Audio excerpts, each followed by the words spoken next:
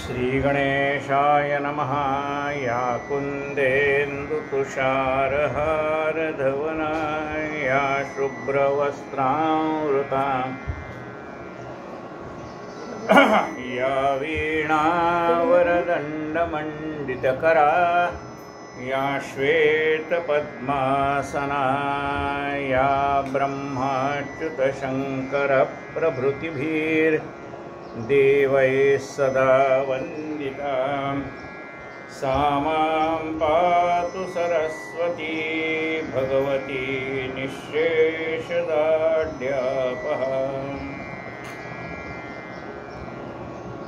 मूकं करोति वाचालं पंगुं लंघयते गिरिं यत्कृपातमं वन्दे परमानन्दमाधवं। नारायणं नमस्कृत्य नरं चैव नरोत्तमं देवी सरस्वतीं व्यासं ततो जयमुदीरये। वसुदेवसुतं देवं कंसचाणूरमर्दनं देवकी परमानन्दं कृष्णं वन्दे जगद्गुरुं। गुरुर्ब्रह्मा गुरुर्विष्णु गुरुर्देवो महेश्वरः गुरुः साक्षात् परब्रह्म तस्मै श्री गुरवे नमः। श्रोता वक्ता श्रीराम समर्थ। जय जय रघुवीर। आपण नवरात्री निमित्त देवी महात्म्य श्रवण करू। काल या ग्रंथातला चौथा अध्याय पुरा झाला। श्री गणेशाय नमः। श्री देवे नमः। मेधामणे सुरतराजा मार्कंडेय संगे शिशौर्या सुत बोले शौनकादिक आचार्य सावधान परिसर। आता सरस्वती आख्यान सांगतो मी तुम्हाला गुण। हा तिसरा अध्याय अवतार पूर्ण नवाध्याय जाणीजे। सुरुवातीला आपण भगवती देवी म्हणजे महाकालीची आपण जन्म अवताराची कथा ऐकली। त्यानंतर सर्व देवांच्या तेजापासून निर्माण झालेली महालक्ष्मी तिची अवतार कथा ऐकली। आता या अध्यायामध्ये म्हणजे 9 अध्याय चरित्र आहे सरस्वती देवीचं। पार्वतीच्या शरीरातून निर्माण झालेली अशी ही सरस्वती देवी आहे आणि त्या देवीचं चरित्र हे 9 अध्याय। श्री गणेशाय नमः। श्री देव्ये नमः। मेधामणे सुरतराजा मार्कंडेय संगे शिष्यवर्या सुत बोले शौनकादिकाचार्य सावधान परिसावे। आता महासरस्वती आख्यान सांगतो मी तुम्हाला गुण। हा तिसरा अवतार पूर्ण नवाध्याय जाणीजे। हे भगवती चरित्र निश्चित श्रोत्या वक्त्यास करी पुनीत। अधिकाधिक तृष्णा वाढवे वाढत याच्या श्रवण पठणांची। हे महादेवीचे चरित्र मनुष्याची पाप तर नाहीशी करतच आहे, पण ही कथा अशी की श्रोत्यांना आणि वक्त्यांना पवित्र करणारी आहे, पावन करणारी आहे। आणि ह्या देवीची कथा तृष्णा वाढवणारी आहे, म्हणजे अधिक ऐकावं अधिक ऐकावं। तृष्णा म्हणजे काय? अधिक मिळावं अधिक मिळावं, म्हणजे जे आहे त्याच्यापेक्षा अधिक मिळावं त्याला तृष्णा म्हणतात। मग ही काय कथा काय करते? तृष्णा वाढवते। कशाची? कथेची, श्रवणाची। आपल्याला हे भगवंताची लीला, ही देवीची लीला अधिक अधिक ऐकण्याची तृषा वाढवते। हे भगवती चरित्र निश्चित श्रोत्या भक्त्यांशी करी पुनित अधिक तृष्णा वाढत याच्या श्रवण पठणाचे असो पूर्वी शुंभ निशुंभ स्वर दोघे दायाद महाक्रूर देवांचे शत्रू निवार पराक्रमी झाले. पहिल्या अवतारामध्ये देवीने महाविष्णूकडून मधु आणि कैटभ राक्षसाचा वध केला. दुसऱ्या अध्यायामध्ये महालक्ष्मीने महिषासुराचा वध केला. तिसऱ्या अवतारामध्ये आता शुंभ आणि निशुंभ या राक्षसांचा वध.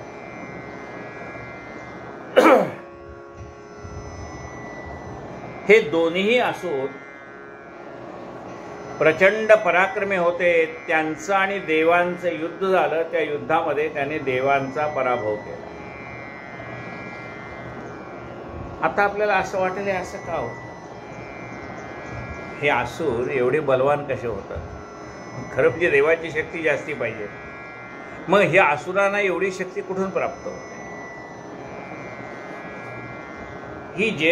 ही जगन्नियंती जी शक्ती आदिमाया ती काय करते? देवांना ज्यावेळेला आपल्या पराक्रमाचा अहंकार चढतो त्यावेळेला ती राक्षसांना प्रबल करते आणि देवांचा अहंकार घालवून टाकते. आणि ज्यावेळेला राक्षसांना असं वाटतं की आम्ही अजिंक्य आहोत, आम्हाला कोणीच जिंकू शकत नाही, मग त्यावेळेला देवी देवांचं शक्ती वाढवते किंवा देवांच्या बाजूने उभी राहते आणि त्या असुरांचा नाश करते. म्हणजे देवीला कुणाचाही अहंकार सहन होत नाही. अहंकार काढून टाकण्यासाठी एखाद्याचं बळ वाढवतं, बघा कायम कुणाचंच बळ टिकत नाही. या माणसाला अहंकार झाला की याचा अहंकार नाहीसा करते, त्याच्यासाठी दुसऱ्याला बळ देते आणि त्याला असं वाटायला लागतं की आता मला कोणीच अडवणार नाही, मग त्याचा अहंकार दूर करण्यासाठी दुसऱ्याला बळ देते. म्हणजे देवीला कुणाचाही अहंकार सहन होत नाही. अमेरिकेला त्यावेळेला काय वाटत होतं की आम्ही जगामध्ये अजिंक्य, आणि मग ते ओसामा बिन लादेन तयार झाला की त्यांनी अमेरिकेला सुद्धा सगळ्या जगालाच हलवून सोडलं. आता त्याला असं वाटायला लागलं की आपण कुणालाच जिंकू म्हणजे आपल्याला कोणीच जिंकू शकत नाही. सगळे जग त्याच्या मागे लागले पण तो कुठे सापडत नाही. आणि मग त्याला ज्या वेळेला अहंकार झाला तेव्हा पुन्हा अमेरिकेला बळ दिलं आणि अमेरिकेने त्याला उचलला आणि समुद्राच्या तळाला टाकून दिला. म्हणजे ज्या वेळेला एखाद्या माणसाला अहंकार होतो त्यावेळेला त्याचा अहंकार काढून टाकण्यासाठी दुसऱ्याला बळ देतो आणि त्यालाही ज्या वेळेला असं वाटतं की आता आम्हाला कोणीच हात लावू शकत नाही तेव्हा त्याचाही अहंकार दूर करते. असो पुरी शुंभ निशुंभासुर दोघे दायाद महाक्रूर देवांचे शत्रू निवार पराक्रमी झाले. संग्रामे शोभतो म्हणून शुंभ ऐसे नामाविधान त्यासे त्याहून तो अधिक शोभायमान निशुंभ दयावंती दयासे. संग्रामामध्ये आपल्या पराक्रमाने तळपणारा म्हणून त्याला शुंभ हे नाव आहे. आणि त्याच्यापेक्षाही पराक्रमी आहे आणि सौंदर्यवान आहे त्याचं नाव आहे निशुंभ. दोघे भाऊ भाऊ. ते कामरूप दोघे असुर त्याही त्रैलोक्य जिंकले. सत्वर जिंकोन्या देवनी कर यज्ञभाग घेतले. त्यांनी सगळ्या देवांना जिंकलं आणि काय केले? देवाचे यज्ञभाग घेतले. आता यज्ञभाग घेणं म्हणजे काय? आपण ज्या आहुती यज्ञामध्ये टाकतो त्यामुळे बळ कुणाला मिळतं? देवांना बळ मिळतं. आणि मग राक्षस लोक काय करतात की हे तुमचं नामस्मरण नको, यज्ञयाग नको, सत्कर्म नको, काही नको, कारण तुम्ही हे करतात आणि देवाला बळ वाढतं. मग त्या देवाचं बळ कमी करण्यासाठी हे काहीच नको, नाम नको, जप नको, तप नको, काही नको, यज्ञयाग नको, पठण नको, काहीच नको, सगळं बळ. असुर शक्ती ही असुर शक्तीला ते सहन होत नाही. आणि मग त्या दैत्याने काय केलं की यज्ञातनं देवांना मिळणारे जे भाग आहेत, ज्यामुळे देवाची शक्ती वाढते, ते यज्ञातनं तुम्ही आहुती टाकली की ती आहुती देवाला जाऊन मिळायच्या ऐवजी ती जाऊन कुणाला मिळायला लागली? दैत्यांना.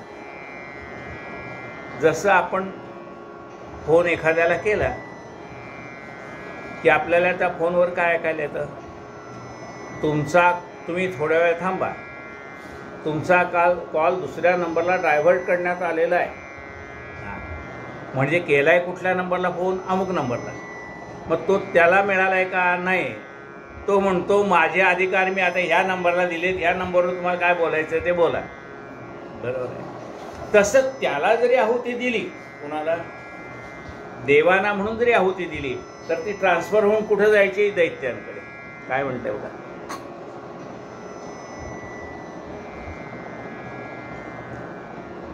जिंकोनिया देव निकर यज्ञभाग घेतले. त्या यज्ञामध्ये टाकलेल्या आहुतीमुळे जे बळ देवांना मिळत होतं ते देवांना न मिळतात ते बळ राक्षसांनाच मिळायला लागलं.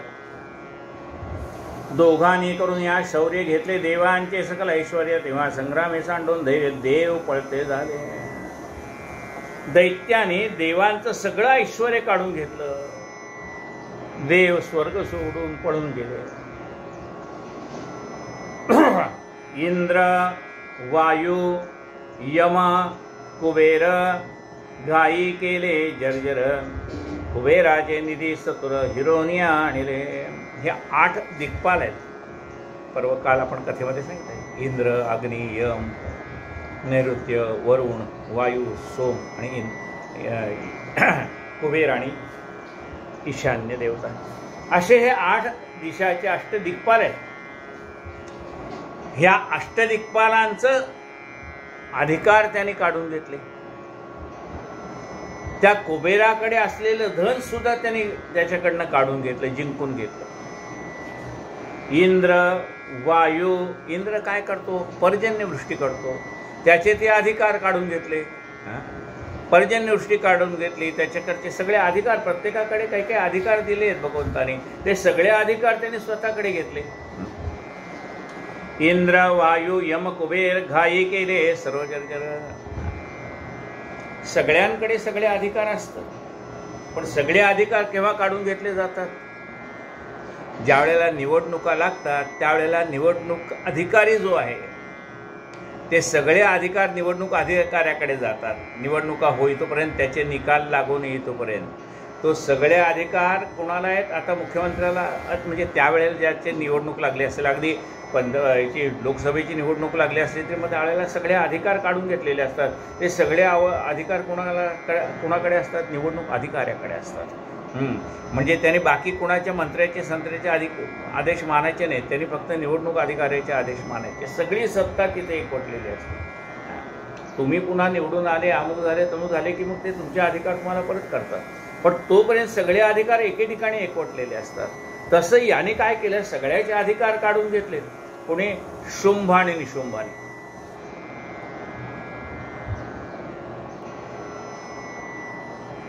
इंद्र, वायू, यम, कुबेर घाई केले सर्व जर्जर. कुबेराचे निधी सत्र हिरोने आणले. सांडोन्या ऐश्वर्याच्या अशा देव पळाले. दश दिशा प्राप्त झाली दुःखदशा, कोणाशी ती सांगावी. प्रतापी ते दोघे असुर, सूर्याचा घेतला अधिकार दोघे. सूर्य होणे सत्र प्रकाशले त्रैलोक्या. सर्व सृष्टीला, सृष्टी कुणामुळे चालते? ह्या सूर्यामुळे चालते. सूर्याच्या प्रकाशामुळे आणि चंद्राच्या प्रकाशामुळे सगळं सृष्टीचं कारभार चाललेलं आहे. सूर्य उगवला की मग सूर्याच्यामुळे सूर्यकमळ उमलायला लागतात. सगळीकडे सृष्टीमध्ये उत्साह निर्माण होतो. आणि चंद्रामुळे काय होतं? त्या वनस्पतीमध्ये ज्या औषधी तयार होतात ते सगळे चंद्राच्या प्रकाशात, चंद्राच्या किरणाने तयार होतात. चंद्रामुळे समुद्राला भरती आणि ओहोटी येते. कोजागिरी पौर्णिमेला चंद्रापासून निघणारे जे किरण आहेत ते दुधामध्ये पडल्यानंतर आपण ते प्राशन करतो. म्हणजे त्यावेळेला ती औषधी तयार होते त्या किरणापासून. म्हणजे असे जे काही अधिकार दिलेले आहेत, त्या सूर्याला काही अधिकार आहेत, काही चंद्राला अधिकार आहेत, हे सगळे अधिकार त्याने काढून घेतले स्वतःकडेच. आता प्रकाशमान कोण होणार? सृष्टीवरती प्रकाश तर पाहिजे. मग हे स्वतःच्या तेजाने तळपायला लागले. सूर्याचं तेज जे होतं ते त्यांनी हिरावून घेतलं आणि आपण आपल्या तेजाने तळपायला. दोघेही सूर्यवंश सत्र प्रकाशले त्रैलोक्या, दोघे चंद्र होनी निशिती त्रैलोक्य पाळले. पहाडिली चंद्रकांते शुक्ल कृष्ण पक्ष स्थिती करते झाले निजांगे. वायूचा अधिकार चाललेला तैसाचे पर्जन्य पाडेला. यथा काळी वर्षो लागला जनिच्छे करुण्या. पाऊस पाडण्याचा अधिकार काढून घेतला, वारा चालवण्याचा अधिकार, सगळे अधिकार काढून घेतले स्वतःकडे अधिकार आणि त्यांनी स्वतः चालवलं. पाहिजे तेव्हा पाऊस पाडायचा, पाहिजे तेव्हा वारा, पाहिजे तेव्हा हे सगळं त्यांनी करायला सुरुवात केली. यथा काळी तैसा पर्जन्यही पाडिला. यथा काळी वर्ष लागला जनइच्छे करून या. अग्नीचे कर्म चालवले, त्रैलोक्याचे राज्य घेतले. दिक्पाळ ते पळून गेले, अधिकार सांडोनिया. वरुणाचा घेऊन अधिकार मग सप्त समुद्र केल्या त्याधर. काळाचाही दंड सत्व हिरवून या घेतला. काळाचाही दंड त्याने हिरावून घेतला. ऐसे राज्य करता दैत्यपाळ काही निघून गेला. काळ तेव्हा देव मिळून या. सकळ स्मरते झाले देवी ते. असा काही काळ गेला. काही काळ म्हणजे देव सत्ताभ्रष्ट झालेले आहेत असा काळ आहे. सगळी शक्ती कुणाकडे एकवटली? ह्या शुंभ आणि निशुंभाकडे एकवटलेली आहे. असा काही काळ निघून गेल्यानंतर मग देवानं आठवलं की आता ह्या संकट काळात आपल्याला कोण मदतीला येणार आहे. जसं भक्त कोणाची आठवण करतात? देवाची. की देव प्रगट होतो. सदा चक्रवाकासी मार्तंड दैसा. उडी घालितो संकटी स्वामी दैसा. हरी भक्तीचा घाव गाजे निशाणी. नुपेक्षी कधा रामदासा भिवानी. आपण हाक मारली की देव प्रगट होतो. गरुडावरी बैसोनी माझा कैवारी आला. तसं सर्व देवानी कुणाची स्तुती केली आहे? त्या देवीची. कारण महालक्ष्मी ज्यावेळेला प्रगट झाली तेव्हा तिने देवांना सांगितलं होतं की तुम्हाला काय पाहिजे तो आशीर्वाद मागून घ्या. देव म्हणाले होते की देवी तू महिषासुराचा वध केलास तर आम्हाला काही अपेक्षा नाही आहे, सगळ्या आमच्या इच्छा पूर्ण झालेल्या आहेत, तरीही तू म्हणतेस काही माग म्हणून आम्ही वर मागतोय. मग देवाने काय वर मागितला होता? हे देवी ज्या ज्यावेळी आम्ही तुझं स्मरण करू त्या त्यावेळी तू प्रगट होऊन आमचं रक्षण कर. आता देवांच्या वराची आठवण झाली, महालक्ष्मी दिलेल्या वराची. आणि मग सगळे देव एकत्र आले आणि त्या देवीचं स्मरण त्यांनी केलेलं आहे.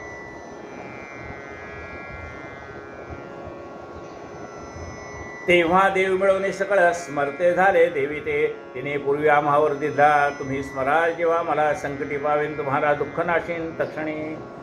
देवी तू आम्हाला वर दिलेलेस की ज्यावेळी तुम्ही आमचं स्मरण कराल त्यावेळेला मी प्रगट होऊन तुमची सगळी दुःख नाहीशी करीन. तिने पूर्वी आम्हा वरदी झाला तुम्ही स्मराल जेव्हा मला संकटी पावेन तुम्हाला दुःख नाशेन तक्षणे. देवीचा वराणून म्हणे मग सर्वाही विचार करून हिम पर्वता लागून येथे झाले ते काळी. सगळे देव हिमालय पर्वतावर गेले. सर्व बद्ध अंजली होऊन करते झाले. साष्टांगण मनाष्टभावा ते पावन स्तवन करते देवीचे. आणि सर्वांनी मिळून देवीची प्रार्थना केली, सर्व देवांनी. आता देव कधी भेटतो? आपण प्रार्थना करतोच की आपल्याला का नाही देव भेटत? आणि यांनी प्रार्थना केल्यावर ती देवी प्रगट झाली. काय फरक आहे त्यांच्या प्रार्थनेमध्ये आणि आपल्या प्रार्थनेमध्ये? बघा. म्हणून कथा वाचताना प्रत्येक शब्दावर प्रत्येक अक्षरावर आपलं लक्ष पाहिजे. म्हणजे त्या कथेतला फूल जसं उमलावं ना तसा तो अर्थ प्रगट होत जातो.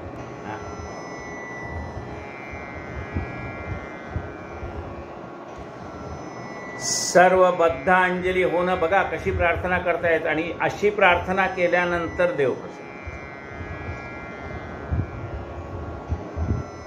सर्व बद्ध अंजली होणं करते झाले. साष्टांग नमन अष्टभावा ते पावन स्तवन करते झाले. त्यांचे अष्टसात्विक भाव जागृत झाले. कुणाचे? देवाचे. असं अष्टसात्विक भाव काय? असं ते ग्लिसरीनचं पाणी डोळ्यात टाकून डोळ्यातनं पाणी येत नाही. ते पिक्चरमध्ये ठीक आहे, कृत्रिम रडायचं असलं तर मग ते ग्लिसरीन टाकतात डोळ्यात आणि मग आपल्याला असं वाटतं काय त्याला दुःख झालं आणि काय रडतोय बाबा, किंवा काय आनंद झाला आणि काय त्याच्या डोळ्यात नाचलं. हे आतून यावं लागतं. हे अष्टसात्विक भाव आतून जागृत व्हावे लागतात. बघा कुठले ते अष्टसात्विक भाव तेही सांगितले. सर्व बद्धांजली होऊन करते झाले साष्टांग नमन अष्टभावा ते पावन स्तवन करते देवीचे. कंप रोम वैवर्ण स्वेद स्तंभ रोदन कंठ गदगद नृत्य गायनादि आनंद अष्टही भाव जाणजे. शरीरावरती रोमांच उभे राहिले. भगवंताची कथा ऐकता ऐकता शरीरावरती हे जे केस आहेत ते ताठ उभे राहतात. शरीरावरील रोमांच उभे राहिले. कंप रोम असे आपल्या आपोआप उभे राहतील का केस? ते आतून ज्या वेळेला भगवंताची प्रार्थना कराल त्यावेळेला ते उभे राहतात. कंप रोम शरीर कंपाय महान होतं. कंप रोम वैवर्ण स्वेद अंगाला थोडंसं अंग थरथर करायला लागतं. अंगामधनं घाम यायला लागतो. कंप रोम वैवर्ण स्वेद स्तंभ रोदन. ऐकता ऐकता मनुष्य त्या प्रसंगाशी समरस होऊन जातो. स्तंभ म्हणजे एका जागी बसणं, तटस्थ होणं. स्तंभ रोदन डोळ्यातनं अश्रू यायला लागतात. स्तंभ रोदन कंठ गदगद. आपला कंठ दाटून येतो. दाटून कंठ येतो. आपला येत नाही का? येतो किंवा कधी मुलीला ज्या वेळेला सासरी पहिल्यांदा मुलगी सासरी जाते, लग्न झाले, आपण हौसेने लग्न केलेलं असतं.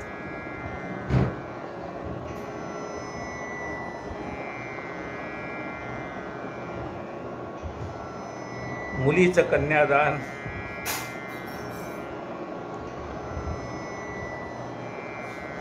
आपण आपल्या हाताने केलेलं असतं.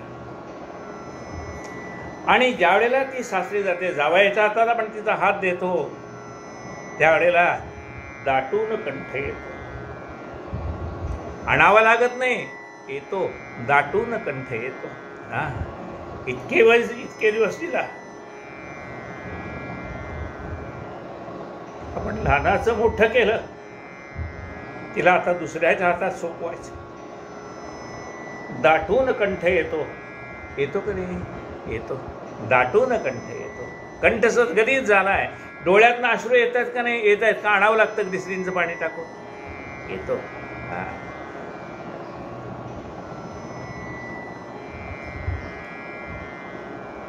स्तंभ रोदन कंठ गदगद नृत्य गायनादि आनंद अष्टही भाव जाणीजे.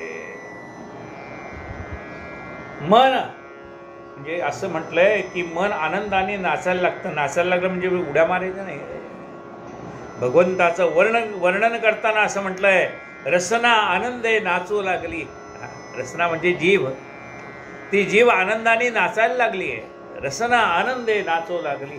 तसं ती भगवती अष्टसात्विक भाव जागृत झाले देवांचे आणि देव देवीची प्रार्थना करतात. सर्व बद्धांजली होनी करते झाले साष्टांग नमन अष्टभावा ते पावन स्तवन करते देवी. कंप रोम वैवर्ण स्वेद स्तंभ रोदन कंठ गदगद नृत्य गायनादि आनंद अष्टही भाव जाणीते. पाद तनु ऊर कर शीर ही भूमी से लावणी सत्वर मन दृष्टीशी स्वरूपी धर मंत्र वाचेने वधावा. शरीराचे 8 भाग जमिनीला स्पर्श करतात, त्याला साष्टांग नमस्कार म्हणतात. पाय जमिनीला स्पर्श केलाय, गुडघे जमिनीला स्पर्श केलाय, छाती जमिनीला स्पर्श केलेली आहे, हात जमिनीला स्पर्श केले आणि डोकं टेकवलंय. असे शरीराचे 8 भाग जमिनीला स्पर्श करतात, त्याला अष्टांग 8 अंगासहित केलेला नमस्कार म्हणून साष्टांग नमस्कार असं म्हणतात. पाद कर पाद जानू कर शीरही.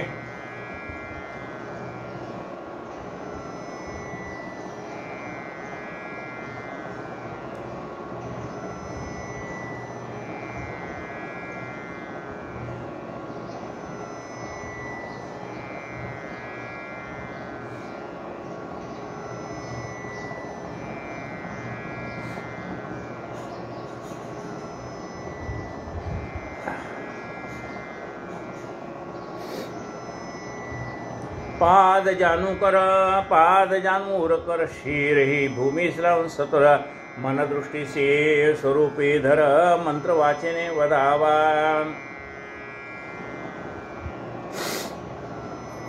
मनाची एकाग्रता करावी. देवीची प्रार्थना करताना मनाची एकाग्रता करावी. मन दृष्टीशी स्वरूपी धर, आपलं मन एकाग्र करावं. आपल्या दृष्टीपुढे ते देवीचं स्वरूप आणावं. मंत्र वाचेने वदावा, आणि मग देवीचा मंत्र म्हणावा. या देवी सर्वभूतेषु लक्ष्मी रूपेण संस्थिता, नमस्तस्यै नमस्तस्यै नमस्तस्यै नमो नमः. या देवी सर्वभूतेषु बुद्धिरूपेण संस्थिता, नमस्तस्यै नमस्तस्यै नमस्तस्यै नमो नमः. ऐसे साष्टांग नमस्कार करून या देवीचा पार स्थविते झाले. सुरोरा बद्धांजली होऊन या. पूर्वी म्हणून दिव्य मंत्र मग आरंभिते झाले. स्तोत्र त्याची मंत्राचा अर्थ प्रथम तुम्हाला सांगतो. देव होऊन या नम्र बहुत अनन्य भावे स्तवन करते म्हणती. नमो देवी तुझ प्रथम महादेवी तुझ नमो. नमो देवे महादेवे शिवाय सतत नमः. नमः प्रकृतभद्राय नियता प्रणता स्मता.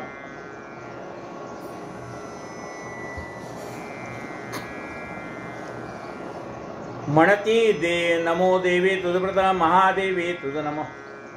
तैसेची शिवे तो ते जाण सतत आसो आमचे नमन. नमो प्रकृतिभद्रे तुझ लागून सर्वनामे नमो नमः. नमः प्रकृतिभद्राय नियता प्रणता स्मताम. नमो प्रकृतिभद्रे तुझ लागून सर्वनामे नमो नमः. हा मंत्रपदम योजन करते षोडशोपचार करिता षोडशोपचारणा षोडशोपचारे पूजन श्री जगदंबा होय प्रसन्न भक्ता कारणे संतोषे. नमो देवे महादेवे शिवाय सतत नमः. नमः प्रकृतिभद्राय नियता प्रणता स्मताम. असा मंत्र करून षोडशोपचार पूजा करावी. म्हणजे हा काय मंत्र आहे? हा मंत्र ध्यानाचा मंत्र आहे. आपण पाहतो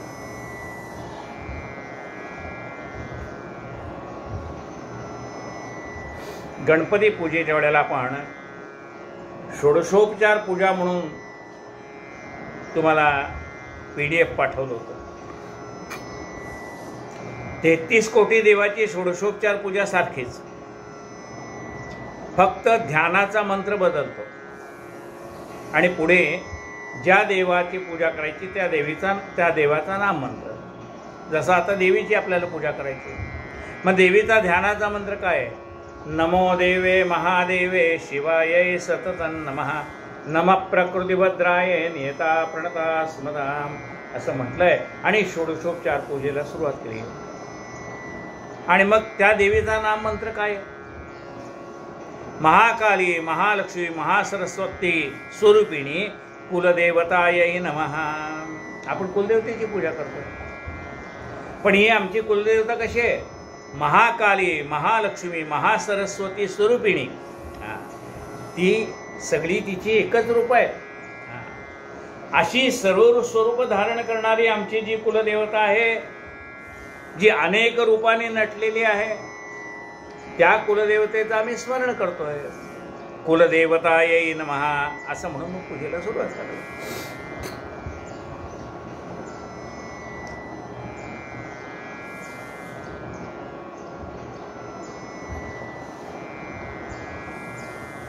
देव होण्या नम्र बहुत अनन्य भावे स्तवन करिता म्हणती. नमो देवी तुझ प्रथम महादेवी तुझ नमो. तैसे शिवे तू ते जाण सतत स्वामचे नमो नमो नमो प्रकृतिभद्रे तुझ लागून सर्व भावे सर्वनामे नमो नमः. हा मंत्र प्रथम योजन करता षोडशोपचारे पूजन श्री जगदंबा होय प्रसन्न भक्ता कारणे संतोषे. अथवा जी हिरण्य सूक्त त्याच्या प्रतिमंत्रे निश्चित यथाविधीची पूजा करीत षोडशोपचार करून या. जसं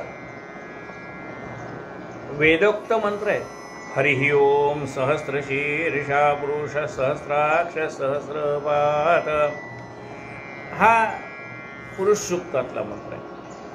मग पुरुष सूक्तामध्ये 16 रुच्या आहेत, तशा 16 रुच्या या स्त्री सूक्तामध्ये.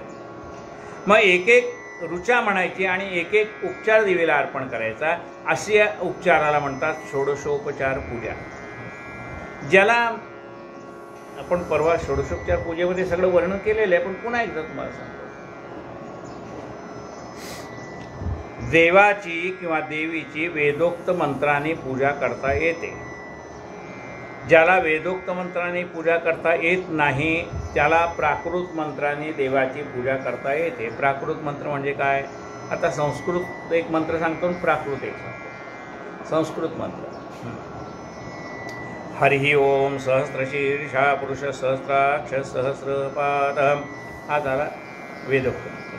पुराणोक्त मंत्र आगच्छ देवदेवेषु पूजय आगच्छ देवदेवेषु तेजोराशे जगत्पदे क्रियमाणां मया पूजा गृहाण सुरसत्तम. आगच्छ देवदेवेश तेजोराशे जगत्पदे क्रियमाणां मया पूजा गृहाण सुरसत्तम. हा पुराणोक्त मंत्र झाला.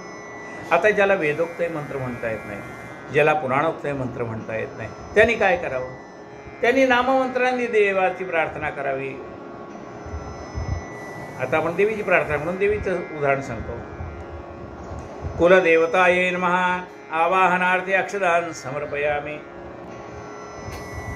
म्हणजे त्याला नाममंत्राने पूजा म्हटली. म्हणजे एवढे मंत्र आपल्याला येत नाहीत न काही न काय फरक पडतो? मंत्रासहित केलं तरी उत्तम आहे. मंत्र नाही जमले तर केवळ नाममंत्राने सुद्धा पूजा केली तर ती देवाला प्राप्तच होते. हा मंत्र प्रथम योजना करता तसे येतो ते जाण सतत आमचे नमना नमो प्रकृती भद्रे तुझ लागून सर्व नावे नमो नमः. हा मंत्र प्रथम योजन करता षोडशोपचारे पूजन श्री जगदंबा होय प्रसन्न भक्ता करणे संतोषे. अथवा जे हिरण्य सूक्त त्याच्या प्रतिमंत्रे निश्चित यथाविधी जे पूजा करत षोडशोपचार अर्पुनिया. हरिः ओम हिरण्यवर्णाम हरिणीं सुवर्णरजस्यां चंद्रा हिरण्मये लक्ष्मीं जातवेदो माव. मग श्रीसूक्तातला एक एक मंत्र म्हणून सुद्धा आपण देवीची षोडशोपचार पूजा करू शकतो. तया अशी देवी प्रसन्न होत मानसी इच्छिले ते देत साधे चादतीचारी पुरुषार्थ रिद्धी सिद्धी सर्व. अशा रीतीने अंतःकरणापासून जे षोडशोपचार देवीची पूजा करतात त्यांना देवी प्रसन्न होते. देवीची पूजा करावी, श्रीयंत्राची पूजा करावी.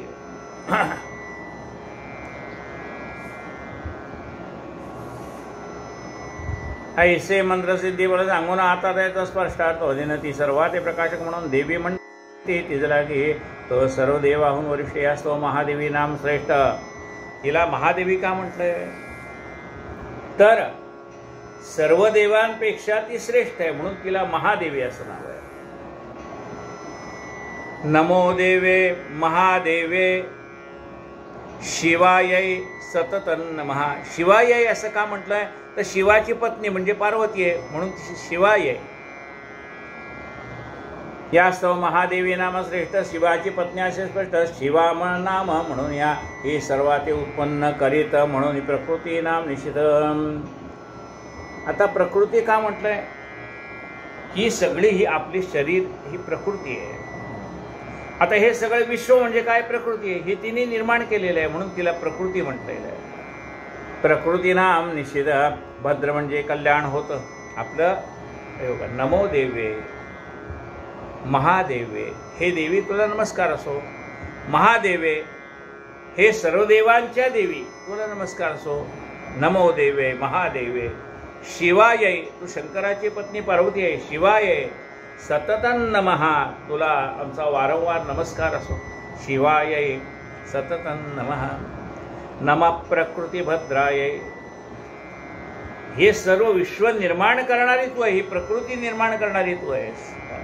नमः प्रकृती भद्राय. नियता म्हणजे त्या आता नुसती सृष्टी निर्माण करून चालणार नाही. त्याचं संगोपन केलं पाहिजे, पालन पोषण केलं पाहिजे. त्याचं पालन पोषण करणारी सुद्धा तूच आहेस. हां.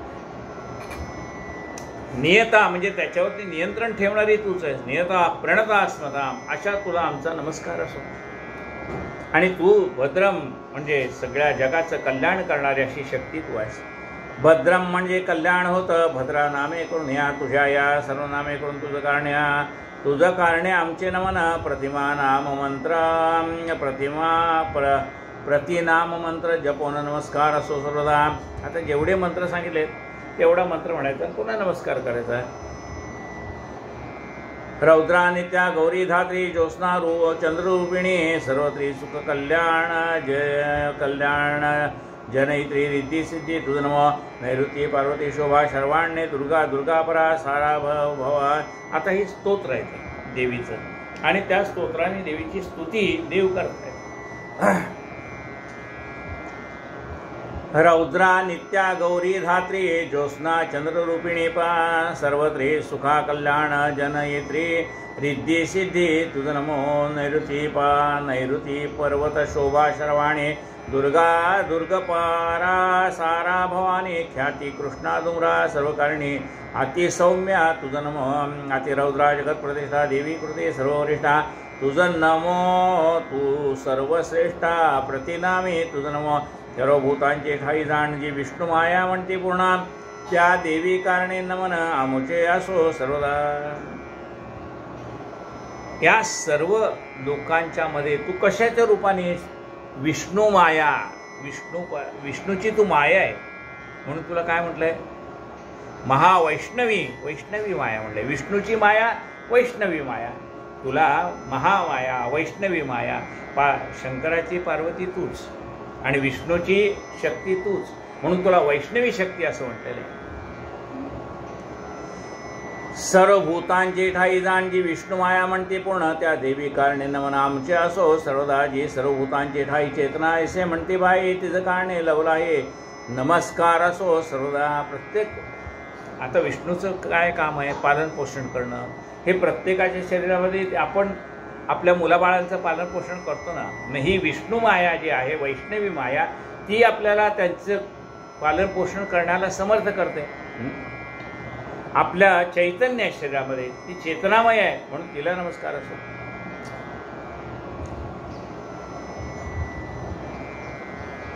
जी सर्व भूतांचे ठाई चेतना ऐसे म्हणते पाहे तिचं कारणे लवला आहे नमस्कार असो तर सर्वदा. चैतन्य चेतना म्हणजे चैतन्य. जी जगदंबा सर्व भूती बुद्धिरूपे असे निश्चिती तिचं कारणे नमस्कृती प्रतिमंत्री असो. की प्रत्येकाजवळ बुद्धी आहे. प्रत्येकाला आपला आहार कसा मिळवावा ही यश्चयावत प्राणीमात्राला बुद्धी आहे. मग अशी प्रत्येकामध्ये असणारी बुद्धी हे तुझं स्वरूप आहे. त्या बुद्धीला आमचा नमस्कार असो. त्या बुद्धिदेवतेला आमचा नमस्कार असो. ती जगदंबा सर्वभूती बुद्धिरूपे असे निश्चिती तिचं कारणे नमस्कृती प्रतिमंत्री असो. की जे सर्वभूती निरंतर निद्रारूपे राहिले स्थिर तिचं कारणे नमस्कार आमचे असो सर्वदा. आपल्याला झोप येते म्हणून आपले आरोग्य चांगलं राहतं. मग अशी जी निद्रादेवी ती आपल्याला प्रसन्न असायला पाहिजे म्हणून त्या निद्रादेवीला आमचा नमस्कार असो. जी सर्वभूती निरंतर निद्रारूपे राहिली स्थिर तिचं कारणे नमस्कार आमचे असो सर्वदा. जी चंडिका सर्वभूती क्षुधा रूपे झाली राहती त्या देवी कारणे निश्चिती नमस्कार आमचे सर्वदा. आम्हाला भूक लागल्यानंतर आम्ही खातो. मग आम्हाला जी भूक लागते म्हणजे क्षुधा हे तुझं स्वरूप आहे. भूक नाही लागली तर खाणार काय. जी चंडिका सर्वभूती क्षुधा रूपे झाले राहते त्या देवी कारणे निश्चिती नमस्कार आमचे सर्वदा. ही सर्वभूतांचे ठाई दान छाया रूपे राहिले आपणा त्या देवी प्रती नमन आमचे असो सर्वदा. ही देवी आमच्या बरोबर सदैव आहे. आम्ही चालायला लागलो की आमच्यावर चालते. आम्ही बसली की आमच्यावर बसते. कुठल्या रूपाने ती छाया म्हणजे आपली सावली. ती सावलीच्या रूपाने आपल्याबरोबर आहे. जेथे जातो तेथे तू माझा सांगाती चाले विसी हा ते धरून या.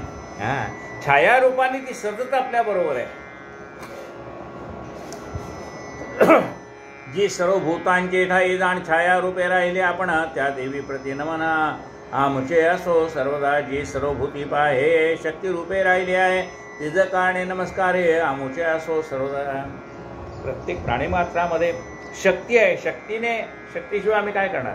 डोळ्यातनं पाहण्याची शक्ती, कानातनं ऐकण्याची शक्ती, शरीरामध्ये चालण्याची शक्ती, या शक्तीशिवाय आम्ही कार्यच करू शकत नाही. म्हणून त्या शक्तिदेवतेला आमचा नमस्कार असो. जी सर्वभूती पाहे शक्ती रूपे राहिली आहे तिचं कारणे नमस्कार आहे आमच्या असोत सर्वदा. जी सर्वभूती जी चंडिका तृष्णा रूपे असेल हे का तिचं कारणे असोत का नमस्कार आमचे सर्वदा. तृष्णा म्हणजे अधिक मिळण्याची अपेक्षा ही प्रत्येकाच्या जवळ आहे. एखादा गरीब असेल तर त्याला असं वाटतं मला श्रीमंत व्हावं, श्रीमंत असेल त्याला वाटतं अधिक श्रीमंत व्हावं. एखादा कमी शिकलेला असो तर त्याला वाटतं आपल्याला अधिक शिक्षण मिळावं. ही तृष्णा आहे, इच्छाशक्ती, अधिक मिळण्याची इच्छाशक्ती. ही इच्छाशक्ती आहे म्हणून तर आपण पुढे पुढे प्रगती करतो. मग ही जी तृष्णा आहे ती देवी आमच्यावर कृपा करो, तिला आमचा नमस्कार असो. सर्वभूती जी चंडिका तृष्णा रूपे असेल का तिचं कारणे असोत का नमस्कार आमचे सर्वदा. जी राहिली सर्वभूती रूप धरून या शांते नमस्कार असो तिचं प्रती आमचे असोत सर्वदा. क्षमा रूपाने ती आमच्याजवळ आहे, शांती रूपाने आमच्याजवळ आहे. आमच्या मनामध्ये क्षमा आहेच का नाही, शांती आहे आमच्या मनामध्ये आहे. जी सर्वभूती सतत जात रूपे स्थिर वर्तत ती आमचे निश्चित नमस्कार असोत सर्वदा. जातीरूपाने सुद्धा ती आपल्याबरोबर आहे. जी सर्वभूत मात्रा ठाई लज्जा रूपे राहिले आपण त्या देवी कारणे नमन आमचे असो सर्वदा. एखादं कर्म करताना बाहेरून जरी आपल्याला लाज वाटली नाही तरी आपल्या मनामध्ये आपल्याला ती लाज वाटते वाईट कर्म करताना. मग अशी जी लज्जा रूपाने आहे त्या देवीला आमचा नमस्कार असो. आपण म्हणतो ना काही वेळेला अरे काय तुला जनाची नाही तर मनाची तर थोडी लाज असली पाहिजे. ती लाज आहेच की प्रत्येकाजवळ. मनाची का होईना पण लाज आहे. म्हणजे मनात का होईना, बाहेर एखादं कर्म करताना त्याला लाज वाटत नसेल पण त्याच्या मनामध्ये त्याला लाज वाटणारच. अशी ती लज्जारूपाने आपल्यामध्ये स्थिर असणाऱ्या त्या देवतेला आमचा नमस्कार असो. जी सर्वभूत मात्रा ठाई जाण लज्जा रूपे राहिले आपण त्या देवी कारणे नमन आमचे असो सर्वदा.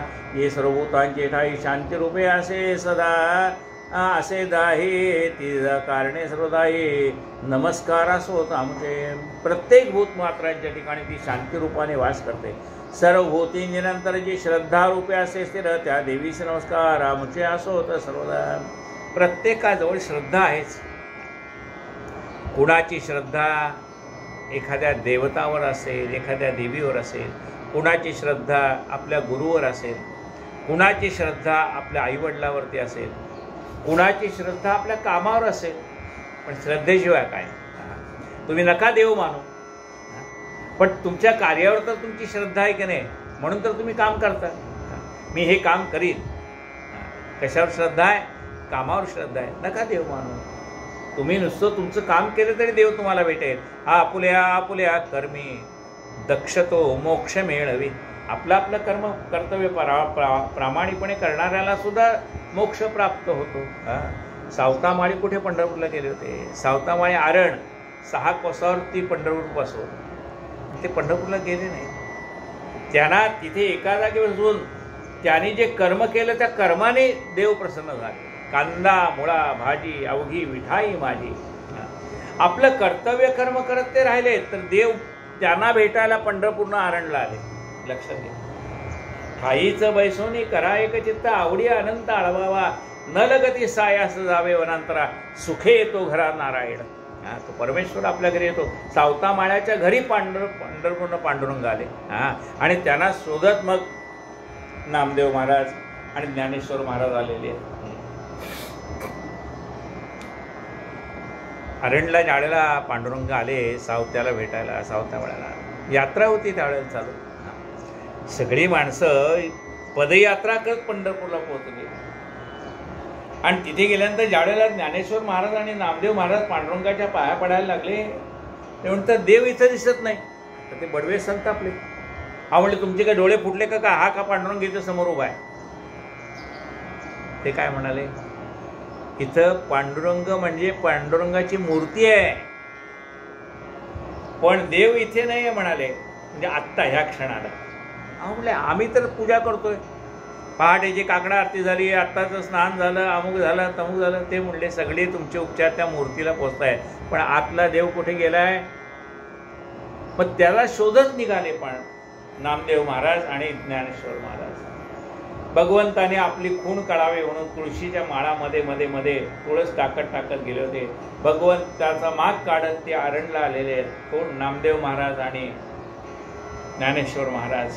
आणि मग सावता माळ्याने त्या भगवंतांना आले, बघ ते मला पकडायला आलेले आहेत, मला घेऊन जाणार तरी परत पंढरपूरला, मला लपव कुठेतरी. तोंडाला लपवायला जागा कुठे? मग त्याने भगवंताला आपल्या हृदयात लपवलं. हृदय बंदीखाना केला आता विठ्ठल कोंडीला. हृदयामध्ये त्या भगवंताला त्याने स्थापन केलेलं आहे. नामदेव महाराज हे आलेले आहेत. ते म्हटले, अरे सावत्या, केवढा तुझा अधिकार, तुझा अधिकार आम्हाला कळण्यासाठी भगवंत इथं आलेले. काही वेळेला आपण म्हणतो देवळामध्ये मूर्ती आहे पण देव नाही. देव नाही याचा अर्थ काय? चैतन्य नाही त्या ठिकाणी. मग ह्या चैतन्य रूपाने वास करणारा जो आहे परमात्मा,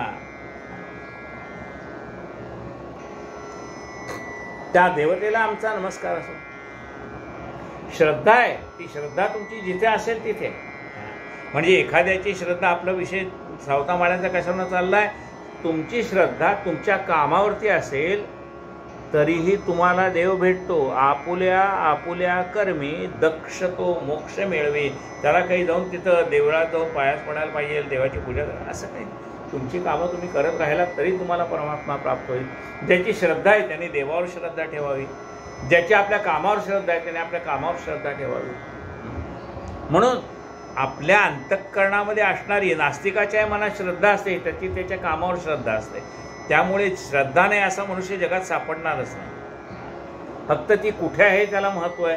आणि अशी जी प्रत्येकाच्या अंतःकरणामध्ये श्रद्धा रूपाने वास करणारी जी देवी आहे तिला आमचा नमस्कार असो. सर्वभूती निरंतर जी श्रद्धा रूपे असे तिथं त्या देवीस नमस्कार आमच्या असो. सर्वदा जी सर्वभूती समान कांती रूपे असे जाणा त्या देवी भगवती ते नमना आमच्या असो. सर्वदा शरीरामध्ये कांती म्हणजे तेज आहे ते तिचंच आहे. जे लक्ष्मी रूपे राहिले सर्वभूतांचे काही संचले त्या देवीशी असो वहिली नमस्कृती आमचे. सर्वदा जी सर्वभूती चराचर वृत्ती रूपे असे चिर तिचं कारणे नमस्कार आमचे असो. प्रत्येकाची वृत्ती वेगवेगळी. कुणाची वृत्ती उदार आहे, कुणाची वृत्ती कंजूस आहे, पण ती वृत्ती आहे. अशी प्रत्येकाची वेगवेगळी असणारी वृत्ती ती तुझीच आहे. एखाद्याची वृत्ती लोकांना मदत करण्याची आहे, तर एखाद्याची वृत्ती लोकांना त्रास देण्याची आहे, पण ती वृत्ती आहे. अशी प्रत्येकाची असणारी, त्याच्या शरीरात असणारी जी वृत्ती आहे त्या वृत्तीरूप देवतेला आमचा नमस्कार असो. वृत्तीरूप हे असे स्थिर तिचं कारणे नमस्कारा आमचे असो. सर्वदा जे सर्वभूतांचे काही जाण स्मृती रूपे राहिले म्हणा त्या देवी कारणे न म्हणा आमचे असो. सर्वदा आपल्या मनामध्ये असणारी आठवण ते सुद्धा तिचंच रूप आहे. आपल्या मनात आठवण आहे की नाही? काय आठवण आहे? अहो आम्ही त्यांच्या लग्नात गेलो होतो, त्यांनी जी साडी दिली ना पहिल्या धुण्यात खराब झाली. लग्न कधी झालंय? त्यांना आता नातोंड झाली ज्यांचे लग्न झाले, पण ती आपल्या डोक्यात राहिली आहे स्मृतिरूपेण. ती आठवण राहिली आपल्या. त्यांच्या लग्नात मला दिलेली साडी एका धुण्यात खराब झाली, ही राहिली काय? स्मृती, आठवण. मग असली आठवण लक्षात ठेवायची. त्यांनी काही दुकानदाराला सांगितलं का हो की एका धुण्यात खराब होणाऱ्या साड्या आम्हाला द्या? नाही सांगितलं ना.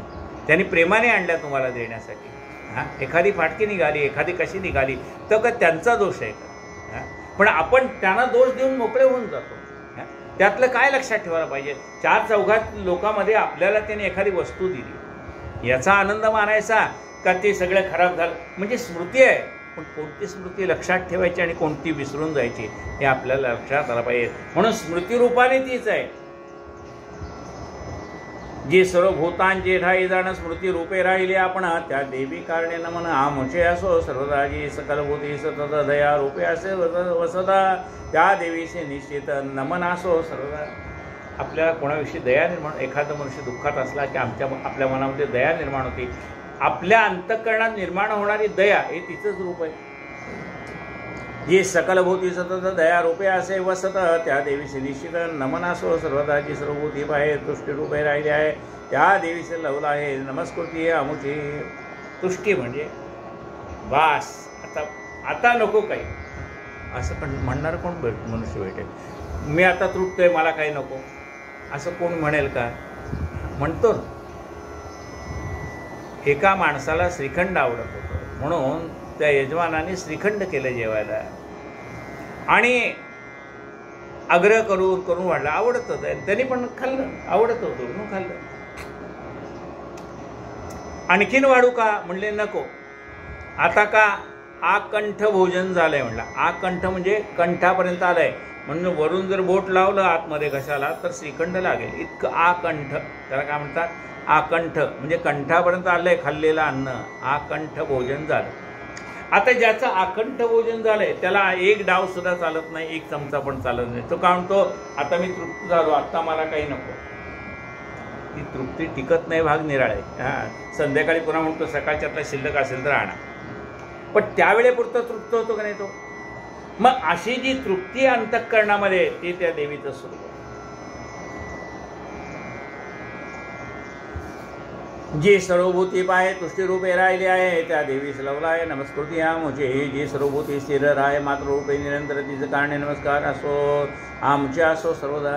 ती मातृरूपाने वात्सल्य रूपाने ती आहे.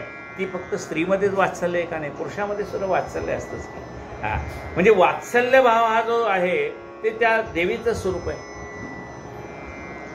जी सर्वभूती स्थिर राहे मातृरूपे निरंतर तिचं कारणे नमस्कार आमच्या असो सर्वदा. आता समजा एखाद्याची पत्नी वारली तर मग तो पुरुष त्या लहान दुसरं लग्न न करता त्या लहान मुलांना लहानाचं मोठं करतो. मग आता त्याच्यामध्ये काय? मातृत्वाची भावना आहे की मला वात्सल्याची भावना आहे, मला ह्या माझ्या मुलांना मोठं करायचं आहे. आता ह्या ठिकाणी हा वात्सल्य भाव जो स्त्रीचा स्थायी भाव आहे तो पुरुषांमध्ये सुद्धा आहेच की. आणि म्हणून म्हणले की प्रत्येकाच्या अंतःकरणामध्ये असलेली मातृभूमिका जी आहे, वात्सल्य भाव आहे, हे देवी तुझं स्वरूप आहे.